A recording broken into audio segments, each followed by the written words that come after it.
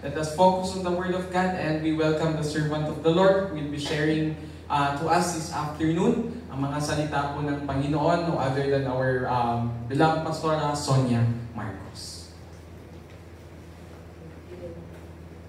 Lord, isa pong mapagpalang hapon sa bawat isa po sa atin. Praise the Lord. At muli po, kahit na bumabagyo, ay still pa rin na tayo po ay nagpupuri sa Panginoon. So tayo po muna ay manalangin. Panginoon, tunay nga po Diyos, dakilak at makapangyarihan na patuloy na kumikilos sa buhay ng bawat isa.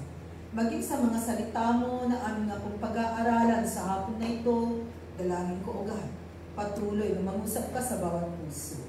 Banal na Espiritu, salamat din po sa iyong presensya sa pangalan ng Jesus. Amen. Praise God. So kung may mga Bible po kayo dyan, mga kapatid, please open with me in the book of Ephesians 5, verse 6. So yan po yung ating text sa hapon na ito. It is found in Ephesians 5, verse 6, na ang sabi po rito, "Let no one deceive you with empty words, for because of such things, God's wrath comes on those who are disobedient." So, dito makikita po natin mga kapatid, na sa kanyang salita talagang sinasabihan tayo, let no one deceive you. So, ang pag-aaralan po natin this afternoon, it is about Jesus Christ warns against deceptions. Yan, no? Na nagwawarning po ang ating Panginoong Jesus sa mga mapaglinlang sa mundong ito.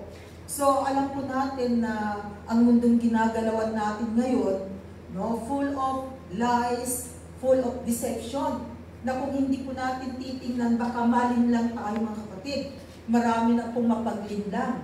Another word ng mapaglinlang is mga scammers. Diba? Yan, nag-i-scam sila.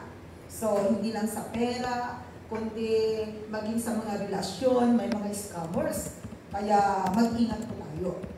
So, tayo po ay winawarningan ng ating Panginoon. At titingnan po natin sa salita ng Panginoon.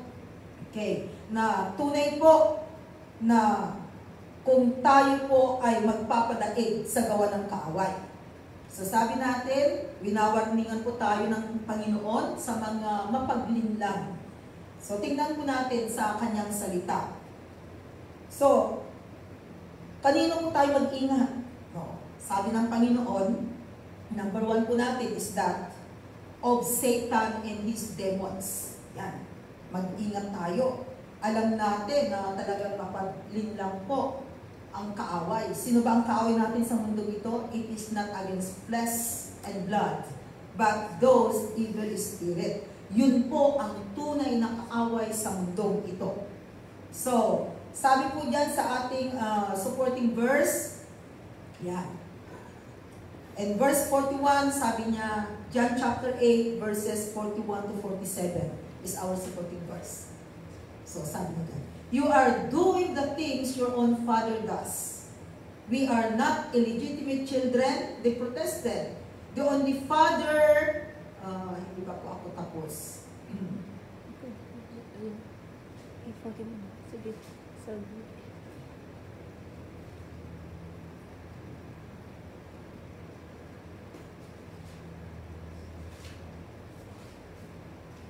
Okay, John chapter 8, we're going to start on verse 41 until 47. So, sabi po dyan sa kanyang salita, you are doing the things your own father does. We are not illegitimate children, they protested. The only father we have is God Himself.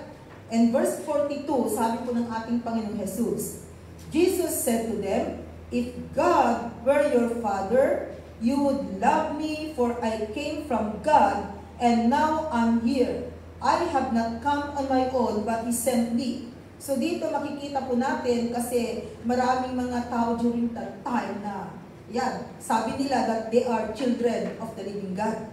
Kaya sabi po ng ating Panginoong Jesus, kung totoo at naniniwala kayo, sabi niya, na sa Diyos Ama, you would love me, sabi po ng ating Panginoong Jesus, dahil ako ay galing sa Kanya. And then sabi niya sa verse 43, why is my language not clear to you? Because you are unable to hear what I say. Kasi hindi ninyo alam, hindi ninyo napapakinggan, hindi ninyo nakikita. In other words, there is deception behind here. And verse 44, you belong to your father the devil. Talagang harap-harapan na sinabi ni Lord na, you belong to your father, ang tatay ninyo ay walang iba kundi si Satanas, sabi diyan. And you want to carry out your father's desire, at gusto ninyo na yung gusto niya, yun ang gagawin ninyo. He was a murderer from the beginning. Yan, ito po, ang gawa po ng diablo. He was a murderer from the beginning, not holding to the truth, walang katotohanan sa kanya, for there is no truth in him. When he lies, he speaks his native language, for he is a liar and the father of lies. Kaya yung mga nagsisinungaling pala, ay yan po yung language po ni demonyo. Kaya sinasabihan din tayo sa Word of God that as a believer, we need to live by truth. You will know the truth and the truth will set you free. Yan din po ang sabi sa kanyang salita. And then in verse 45, sabi ko rito, yet because I tell you the truth, you do not believe me. Sinasabi ko yung katotohanan, pero hindi naman kayo naniniwala, sabi ng ating Panginoong Jesus. Can any of you prove me guilty of sin? If I am telling the truth, why don't you believe me? Verse 47, he who belongs to God hears what God says. The reason you do not hear is that you do not belong to God. No. Kaya yung mga hindi nakikinig, no, hindi alam, hindi ina-acknowledge ang ating Panginoong Jesus, no, they are not belong to God. Okay? They are not belong to God. So, makikita po natin, even right now, di ba, na wag na nga tayong lalayo, tayong mga Pilipino, sabi natin, ako, Kristiyano ako. Pero kung tutuusin yung pagiging Kristiyano natin, question mark? Question mark po yung pagiging Kristiyano natin. Kasi kilala lang po natin si Jesus hanggang sa pangalan, ika nga. Kilala sa muso pero hindi sa puso. Bakit? Kasi walang salita ng Diyos na lubusan nating makikilala kung sino nga ba ang Panginoon. So, nagpapatunay dito mga kapatid na ang mga tao sa mundong ito, they are deceived. No? Nagdi-deceive po sila dahil sa mundong ito ay pag-aari ni Satan. No? Pag-aari niyang mundong ito. No? Kaya nagdi-deceive siya sa mga tao. Pero ang mga nananalig kay Kristo, may pananampalataya sa Panginoon, alam nila na kung kakampi natin ng Diyos, may Diyos sa buhay, no. Ayan, hindi po tayo madideceive ni Satan. Kaya, it is very, very important that we know the Word of God. Kaya nga po tayo ay nag-aaral ng salita ng Panginoon. Dahil ang mga salita na ating napapakinggan, nababasa, no, tunay po na nangungusap ang Diyos sa pamamagitan ng kanyang salita. Kaya ang pakinggan po natin ay ang sinasabi ng Panginoon para hindi po tayo ma-deceive sa mundo ito. Dahil maraming sinasabi po ang diablo sa isipan na nga lamang natin. Pero kung tutuusin, Satan cannot read our mind. Hindi po niya nababasa ang laman ng isipan natin. Pero siya po ay dakilang manghuhula. Bakit manghuhula? Kasi nakikita po niya yung galaw natin, napapakinggan niya ang lumalabas sa bunganga natin. Remember, kung ano ang laman ng puso, lumalabas sa bunganga natin. Kaya nalalaman niya, uy, alam ko na kung ano ang iniisip nito. Kaya kung hindi po tayo magiging aware, madidisip po tayo dahil ang gagawin niya ay dadagdagan niya yung mga iniisip mo. Lalo na, ay, alam ko na iniisip ito, ganito to, yan. Kaya mag-ingat po tayo mga kapatid. Okay? Mag-ingat po tayo sa ginagawa po ni Satan at mga evil spirit sa buhay po ng bawat isa. Okay? Number 2 na winawarningan po ng Panginoon against deception is that of trusting in earthly riches or materialism. Yung magtiwala sa mundong ito, no? Sa kayamanan sa mundong ito at mga material things.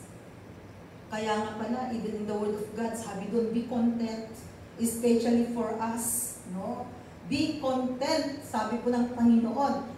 Kasi kung hindi po tayo magiging kontento sa buhay natin, no, yan, baka mamaya madisip tayo, magtitiwala na tayo sa mga kapangyarihan dito sa mundo, kayamanan dito sa mga mundo, mga makamundong mga bagay.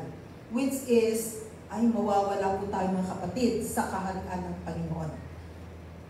And our supporting verse, and Mark 10:17 to 23. Ito po yung isang example. Sabi dyan, as Jesus started on his way, a man ran up to him and fell on his knees before him.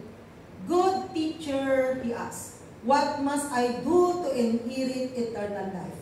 Napakagandang question po ito, mga kapatid, katanungan. Yun bang sasabihin, uy, ano bang gagawin ko para mapasa akin ang buhay na walang hanggan? So ito po ang tanong po ng taong ito. What must I do to inherit eternal life? Verse 18. And then sabi dyan, why do you call me good? Jesus answered, no one is good except God alone. Verse 19.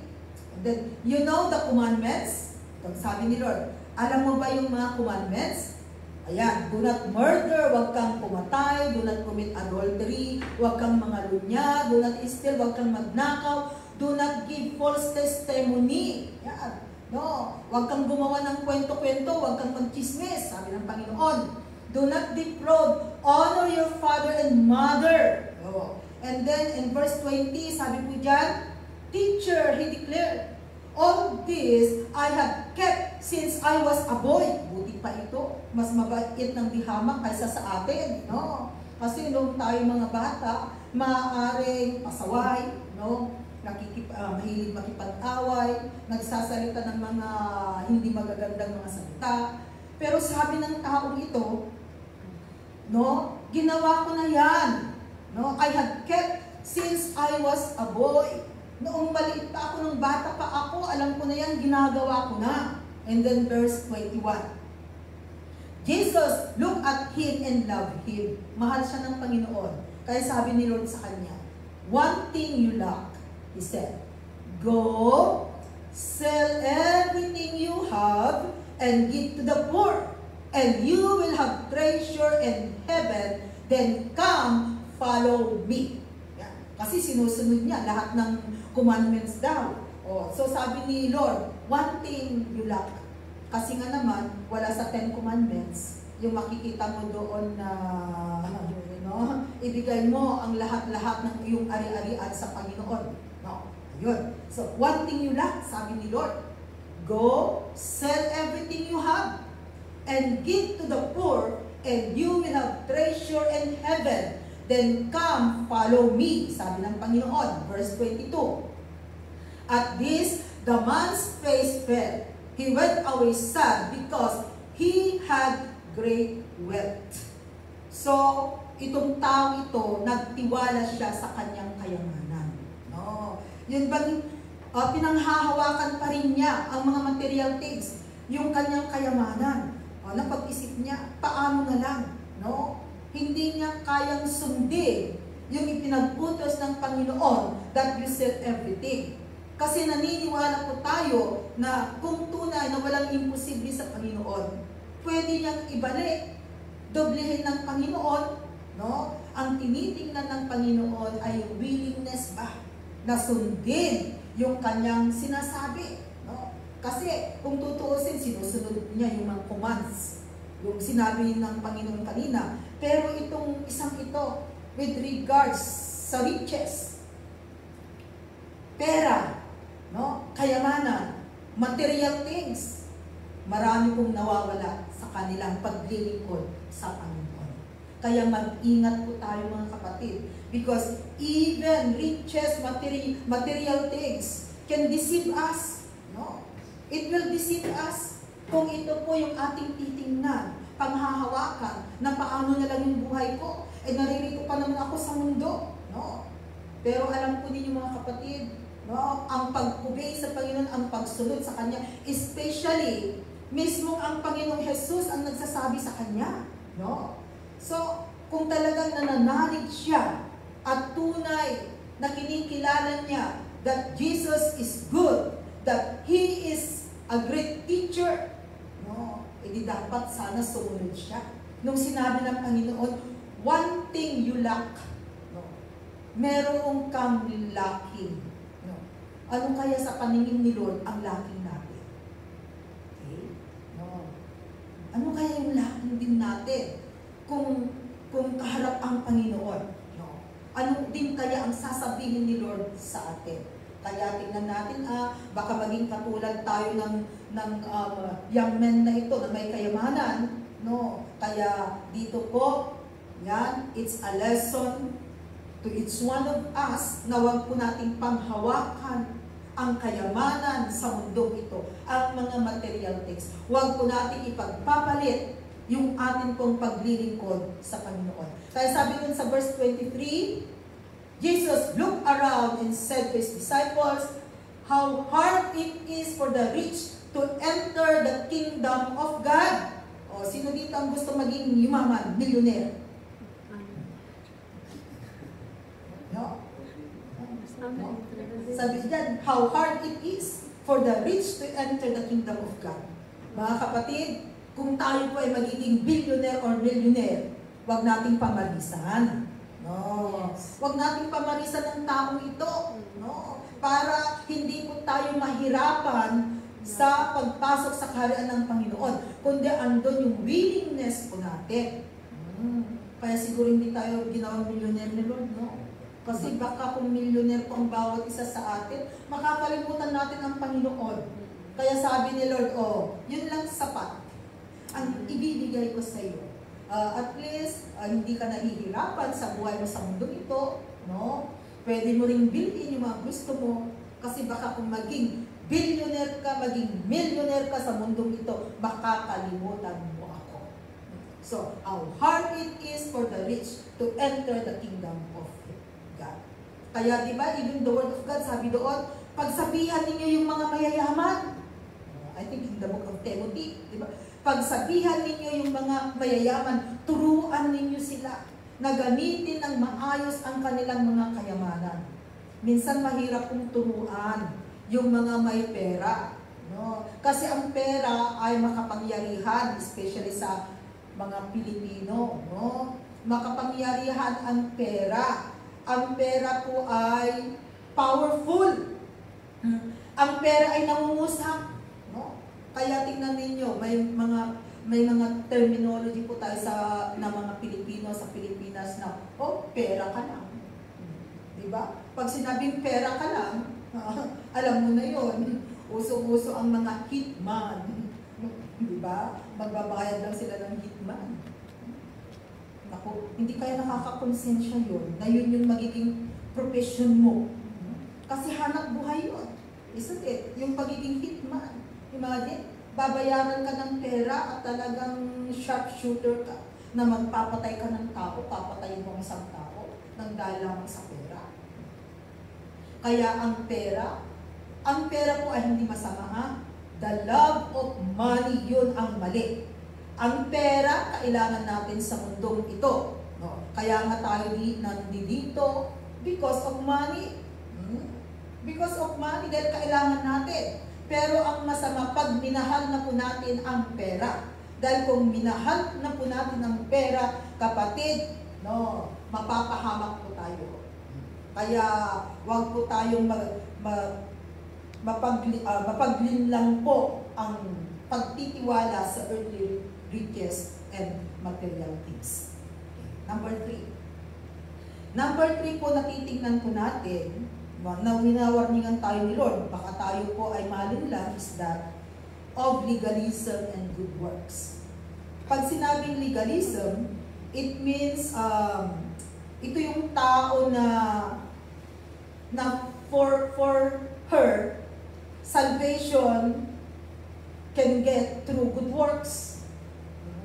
Yan, legalism. Kaya magkasama po yan, legalism and good works. Na naniniwala siya which is marami pong tao sa mundo ito, di ba naman, gumagawa naman ako ng tama. No? Mabuti naman ang ginagawa ko. So, hanggang doon lang sila. So, it will deceive you pag ganun po yung kaisipan ng isang tao. Di ba? No? Hindi naman ako gumagawa ng masama. Yan. Namumuhay naman ako ng tama sa mundong ito. Pero kung walang Panginoon sa buhay mo, kapatid, no, hindi po makapagliligtas sa iyo ang good works. In Matthew 5, verses 17 to 20, sabi niya ulit, "Do not think that I have come to abolish the law or the prophets. I have not come to abolish them, but to fulfill them." Yan ang sabi ng Panginoon. "I tell you the truth, until heaven and earth disappear, not the smallest letter, not the least stroke of a pen, will by any means disappear from the law until everything is accomplished." Verse 19.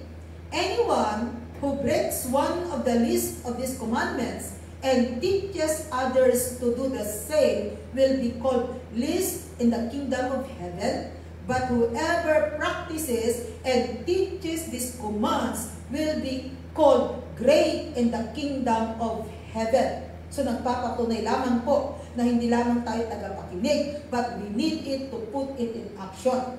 Kaya yung pananampalataya natin, no, ay kinakailangan faith with action ang gagawin po natin. And then sabi diyan, "For I tell you that unless your righteousness surpasses that of the Pharisees and the teachers of the law, you will certainly not enter the kingdom of heaven."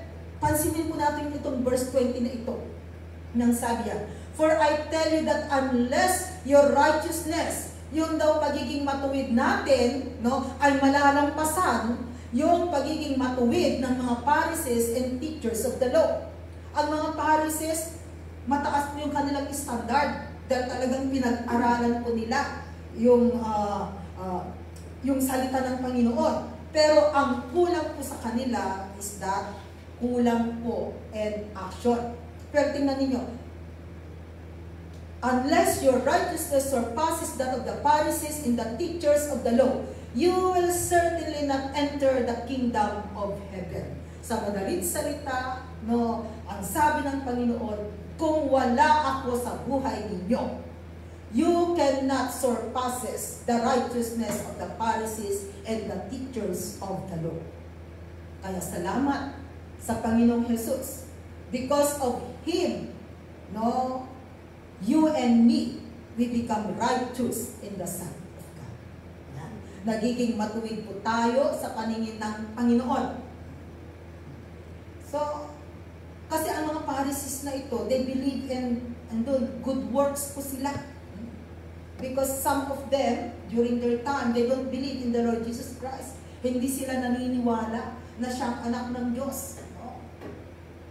So, makikita po natin dito mga kapatid na huwag po tayong madaya. Do not be deceived. Na sinasabi mo na, di ba, naniniwala naman ako sa Diyos. No? Hindi naman ako gumagawa ng mga masasamang bagay. No, kundi mabuti akong tao. Mahirap na yun po mga kapatid.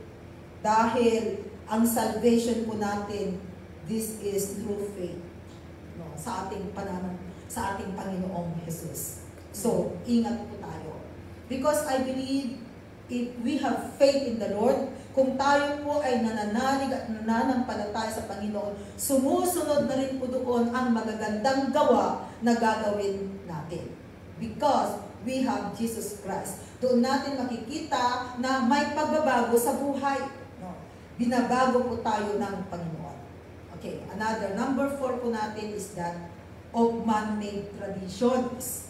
Kaya ingat din po tayo, especially itong mga tinatawag na man-made traditions. Ang basihan po natin ay ang salita ng Panginoon. Kung wala sa salita ng Panginoon, ibig sabihin ay man-made traditions lamang po or gawa ito ng tao. No? Especially for us kasi diba, Pag yung mga ninuno natin, mga lola, lolo, marami silang mga sinasabing mga superstitious belief, isn't it? Yan, naniniwala tayo. Ang dami po. And then, syempre yun yung napakinggan natin, yun yung kinagisnan natin. Kaya pag lumaki tayo, alam natin, ganon. But praise the Lord dahil nung tayo po ay nakapagbasa ng salita ng Diyos, nakapakinig sa salita ng Panginoon, wala palang sinasabi dito na pag namatay yung isang tao ay kinakailangan na ipagdasal natin, kinakailangan na alayan natin ng mga kung ano-ano, di ba? Pag nanaginip tayo, there is offering na inilalagay, tayong mga lowlander, ayun. No? Pero sa atin mura lang, pag naalala natin yung ating mga yumaong mga mahal sa buhay, no? Kasi ang ginagawa ko is that, ayan, nagpapadasal lang, and then gagawa lang ka lang ng kakanin. Yun yung ginagawa noon. Doon kasi sa Highland, mas mahal. 4 na paa. Kinakailangan talagang nagkakatay sila. No? Tapos tinitingnan pa yata yung apro. Pag hindi maganda, another na naman. Ganon yung tradisyon. Which is, kung titingnan po natin sa salita ng Panginoon, ay hindi pala dapat na ginagawa ng tao dahil pag namatay na po ang isang tao ay wala na. Hindi na natin sila pwedeng gawan ng pamamaraan na sila ay makarating sa langit. Kasi wala na po. No? Wala na silang pag-asa. Kaya ang pag-asa po kung buhay tayo. Kaya nga, we are sharing the Word of God na maniwala tayo, maglingkod sa Panginoon upang sa ganon po ay someday makakapiling natin ang Panginoon. So, ingat po tayo sa mga man-made traditions na yan because it will deceive people. And Mark 7, 1-13, sabi ulit yan, maganda pong magbasa ng kwento sa salita ng Panginoon. Ito po yung mga example natin na makikita natin dito. The Pharisees and some of the teachers of the law who had come from Jerusalem gathered around Jesus and saw some of his disciples eating food with hands that were unclean, that is unwashed. Okay? Yan. Hindi kasi sila Chinese, ang Chinese talagang hugasan mong mabuting mga kamay mo. And then sabi po dyan, the Pharisees and all the Jews do not eat unless they give their hands a ceremonial washing, holding to the tradition of the elders. Yan, may tradisyon kasi sila na talagang kinakailangan hugasan nila yung kanilang mga kamay, which is good naman, di ba? Kasi kung hindi mo hugasan yung kamay mo, lalo na pag nagkamay ka na kakain. Yan. And then next verse. When they come from the marketplace, they do not eat unless they wash. And they observe many other traditions. So marami silang mga tradisyon. Such as the washing of cups, pitchers, and kettles. Talagang malinis sila, Sabi naman doon, cleanliness is next to godliness. And talagang ini-a-apply nila. So the Pharisees and teachers of the law asked Jesus, why don't your disciples live according to the tradition of the elders instead of eating their food with unclean hands? So, ito yung usapin yung mga tradisyon ba, kultura na kanilang ginagawa. And then, sabi po dyan, verse 6, he replied, Isaiah was right when he prophesied about you hypocrites, as it is written, these people honor me with their lips, but their hearts are far from me. Oh, so dito po kinuha yung Kristiyano lamang sa nguso, pero hindi sa puso. Okay. They worship me in vain. Their teachings are but rules taught by men. Yeah. You have let go of the commands of God and are holding on to the traditions of men. Maraming mga tradisyon na kung titingnan po natin sa mundong ito, dito nga lamang, di ba? Maaawa ka pag nakikita mo sila na imagine that sa gitna ng kalsada, nagsusunog sila ng mga parang kotse-kotse, mga bag, mga pera, kung ano-ano yung kanilang sinusunog. And then, makikita mo yung mga offering nila na buong manok, mga kwan na nasa, ako sayang ito mga prutas na nandyan lamang sa mga gilid-gilid.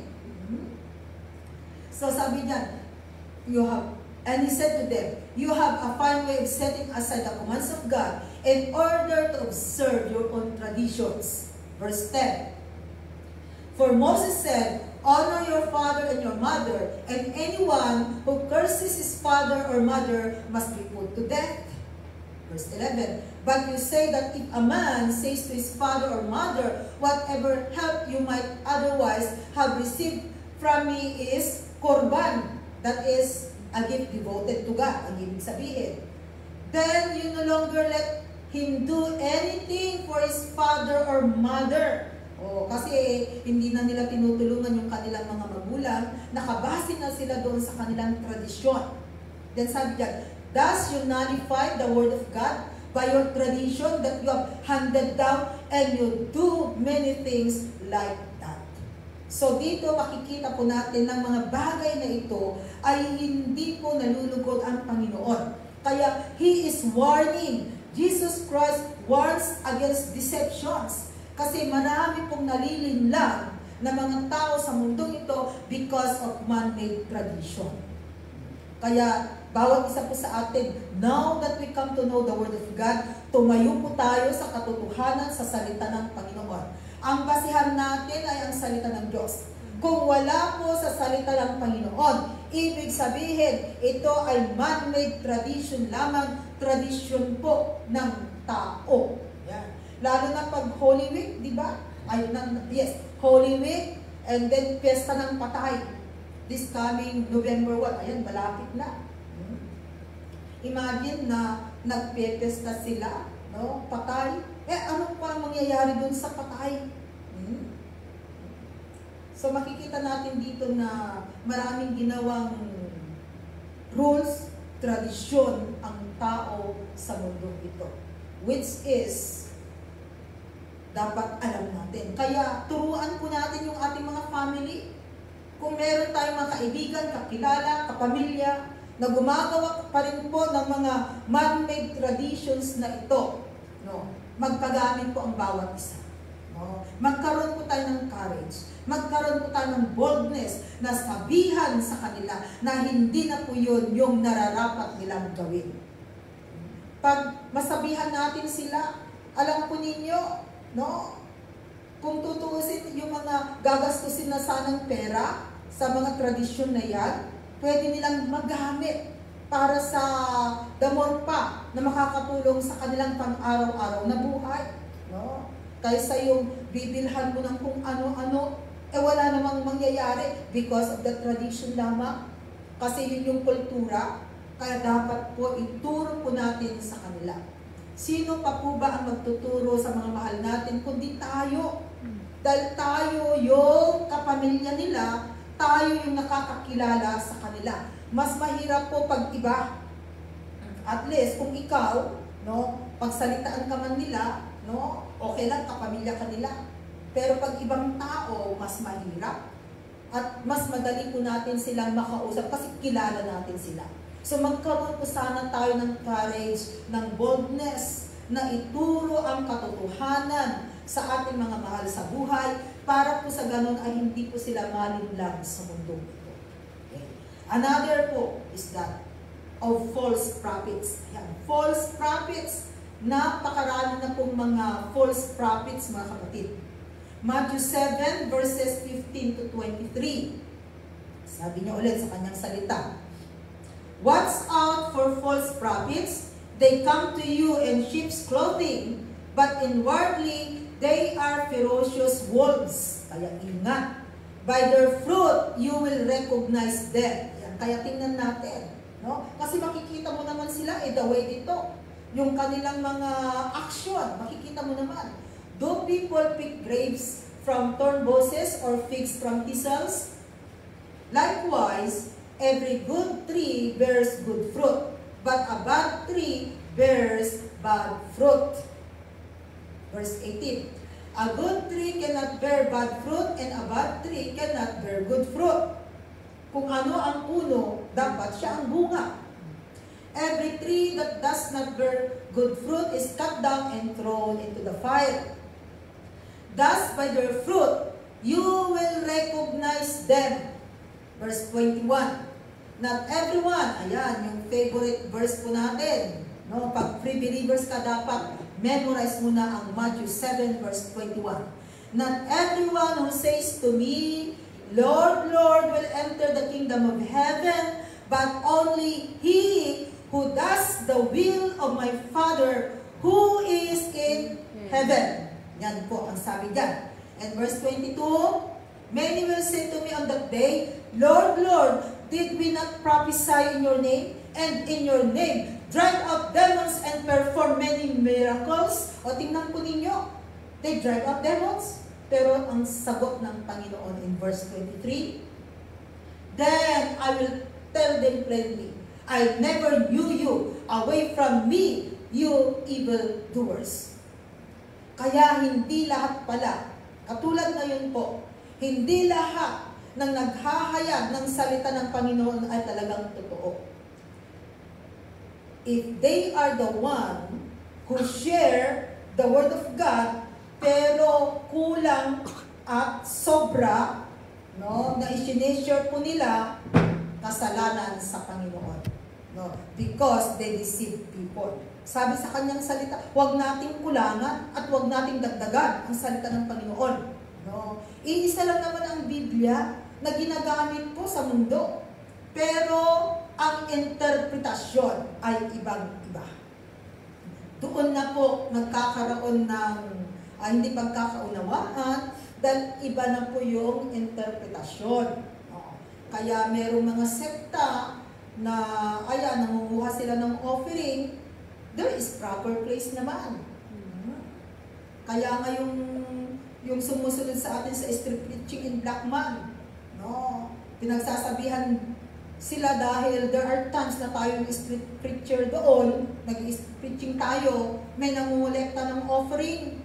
Kaya sinasabi ng MC na hindi po namin makakasamahan ang mga yan. No? Pero last Sunday, after ng preaching, biglang may lumapit. Talaga yatang ginagawa nilang servisyo minsan yung ating street preaching. Sabi, lumapit siya sa akin, sabi niya, Pastora, ito po offering ko po para sa Panginoon. Nagbibigay sila ng offering. So, sabi ko, God bless you, and then ibinigay ko po doon sa host ng street preaching last Friday. So sabi ko, idagdag ninyo sa offering ninyo. So, sabi ko, buti pa yun, marunong magbigay. So, ginagawa nilang, yun na yung kanilang service. Katulad din po ng ating mga Kalinga group, yung kanilang place doon, paghapon, pag sila yung host, talagang yung kanilang mga kababayan doon, nandun na, they are willing na nakapag-participate mula sa praise and worship, no? And then nandun din na pag word of God, makikita mo na nakikinig sila. Pag nagpa-altar call ka, lahat sila. They want prayer, isn't it? So, talagang, parang sabi ko, parang ginawa na nilang service nila ito. Yun pa ang kagandahan sa hapon.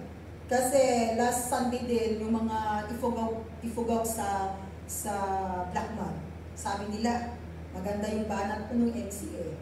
Sabi, mga kababayan, yung hindi pa po nag-church sa hapon na ito, no, ito na po yung chance natin. Diba? Oo nga naman. Kasi baka meron pa sa kanilang hindi nakapag-church. At least may chance pa na magpuri sa Panginoon, na mapakinggan ang kanyang salita. Ay sabi nung MC, yung pang hindi dyan nag-church sa araw na ito, may pagkakataon pa, bago matapos po yung ating mga day off, samahan po ninyo kami sa pagpupuri sa Panginoon, at samahan din po ninyo kami, dahil ihahayag po namin sa inyo ang salita ng Diyos. Praise God. Kaya nandun yung courage, yung boldness natin. Kasi gusto nating ihayag ang katotohanan. Kasi marami pong mga false prophets, mga kapatid. So what we need to do, just share the Word of God na ang basihan ay ang kanyang salita. So hindi naman po tayo madidisip kasi kung babasahin mo naman ang salita ng Panginoon, if you have the Spirit of God within you, you can understand the Word of God. Okay. Kaya ingat po tayo sa mga false prophets. Huwag tayong maniniwala na ang mundong ito ay magiging paradise. Yun lamang na pagkakasabi nila. Ang mundong ito ay magiging paradise. Sabi sa kanyang salita, there will be new heaven and new earth. Ang mundong ito ay masusunog, mawawala ang mundong ito. Yun lamang po. So dapat alam natin ang salita ng Panginoon para hindi po tayo madisib. Meron pang magsasabing sekta na kung hindi kayo umanib sa amin, hindi kayo maliligtas dahil kami lamang yung totoong maliligtas sa mundong ito. O, sandali. Sandali. So, mahirap. Kaya tingnan po natin. Huwag po tayong padadaya sa mga ganitong mga tinatawag na false prophets. Nagtuturo po ng hindi tama. Kaya ingat din po kayo, maging sa pakikinig po ninyo sa YouTube. No? Talagang minsan, talagang ma-attract ka doon. Lalo na pag hindi ka pa nagbibigay ng iyong tithes sa Panginoon, ng iyong offering sa Panginoon, and then makikita mo doon na may title doon, kasi, di ba, alam natin yan, makikita mo doon na ang tanong is, yan, tithing is not a sin. So, may title na ganyan.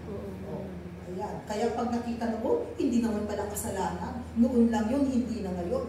So, ingat po tayo.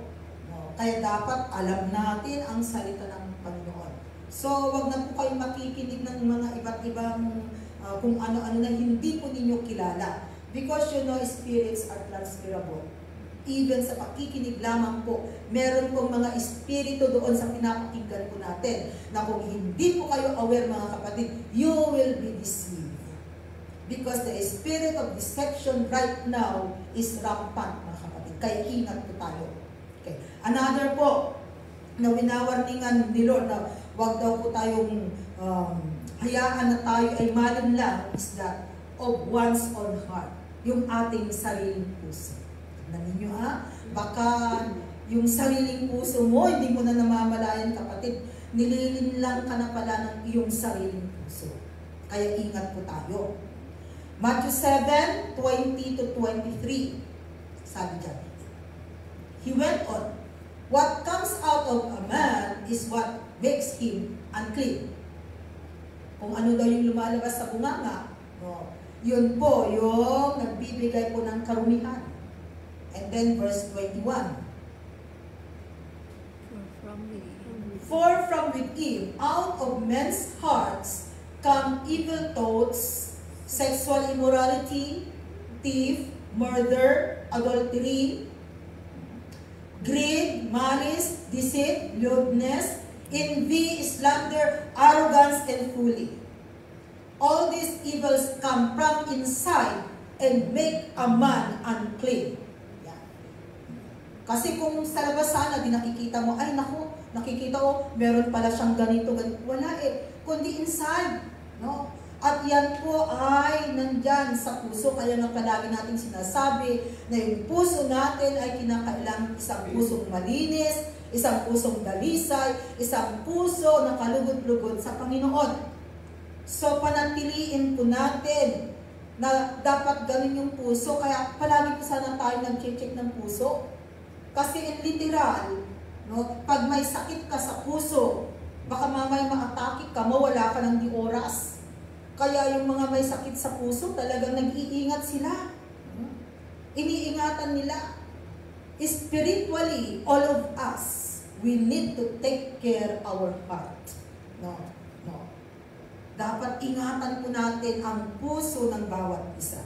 Nandun po sana na palagi natin sinasabi kay Lord na, Lord, saliksikin mo po ang aking puso.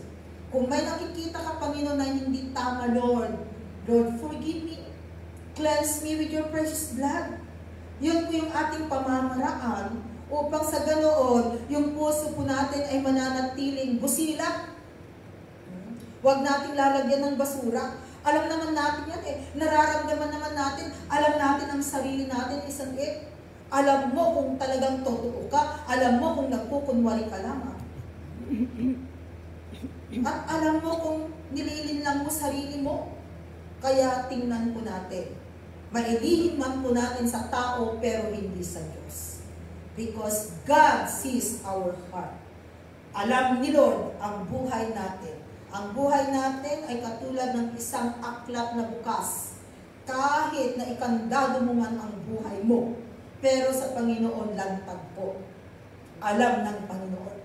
Kaya ingat po tayo, panatilihin po natin ang ating puso, no, baka mamaya dinadaya na po tayo ng ating mga puso. And the last one, pangpito natin, is of self-justification. Yan, self-justification.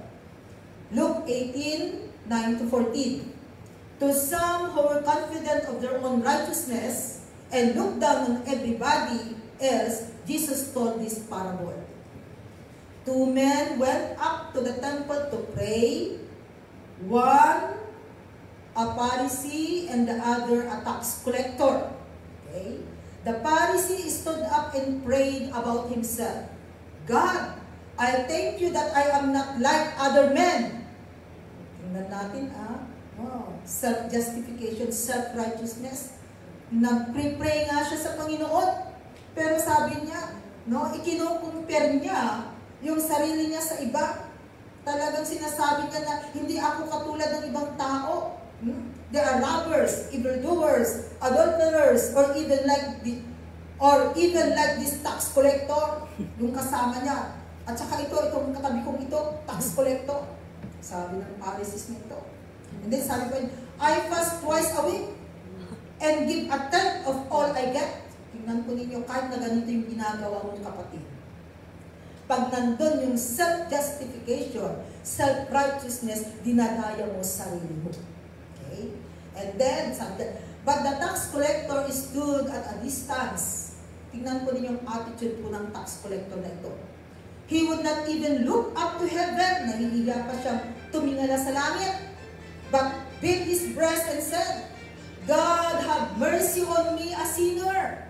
Yan ang kanyang sabi. No, God have mercy on me. And then sabi nga sa verse 14, I tell you that this man, rather than the other, went home justified before God. For everyone who exalts himself will be humbled, and he who humbles himself will be exalted. Okay? So, tingnan po natin mga kapatid, no? Dahil kung andyan yung self-justification natin, self-righteousness natin, no, baka ito yung magiging way na hindi po tayo makakarating sa kaharian ng Panginoon. So, nandun po sana, remember, be humble. Humbleness po ay talagang makikita po natin na very powerful yung pagiging humble po natin.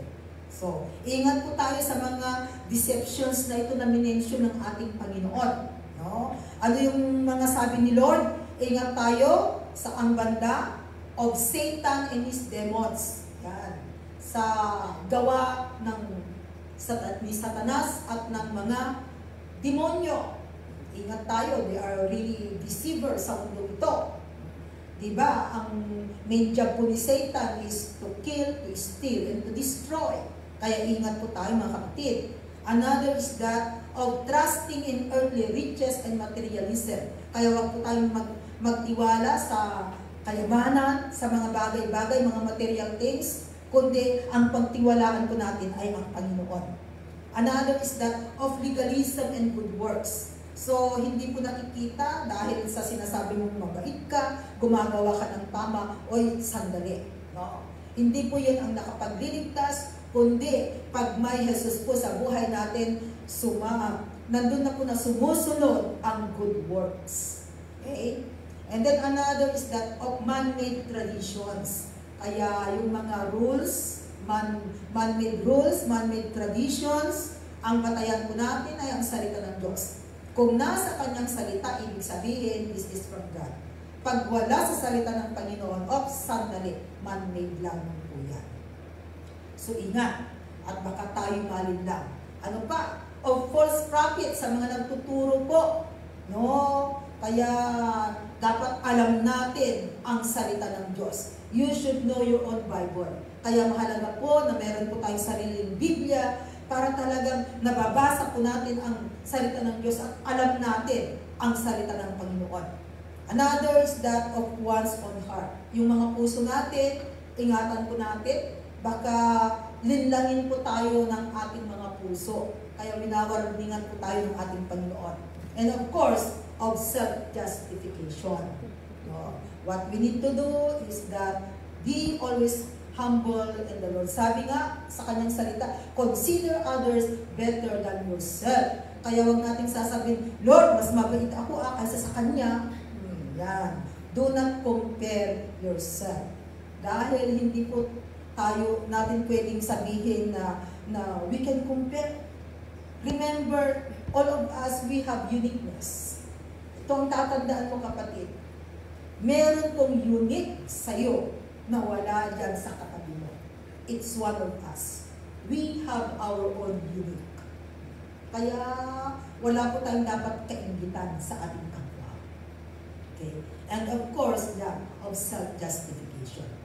Kaya mga kapatid, ito po yung mga warnings na kinakailangang pag-ingatan po natin habang tayo po ay nabubuhay sa mundong ito. Amen. Panginoon, salamat o God sa iyong salita.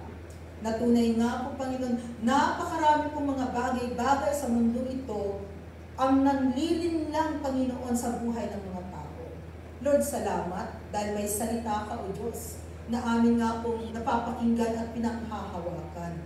Na siya pong gabay namin, O God, upang sa gano'n na hindi po kami malinlang, hindi po kami madaya, Panginoon, sa mga bagay-bagay na nangyayari sa mundo ito.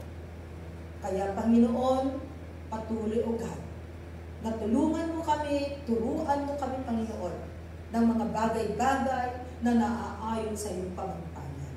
Salamat sa iyong banal na salita, dahil tunay po makapangyarihan ang iyong salita, Panginoon, na ito po ang mapa ng buhay namin. Salamat, Lord, at ibinabalik ko sa iyo ang mataas na papuri sa pangalan ng Jesus. Amen. Balik ko po sa ating Diyos.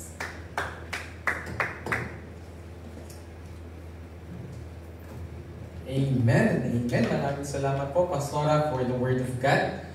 May God continue to bless you more in your service to the Lord. Hallelujah. So indeed, God loves us so much and God is pouring out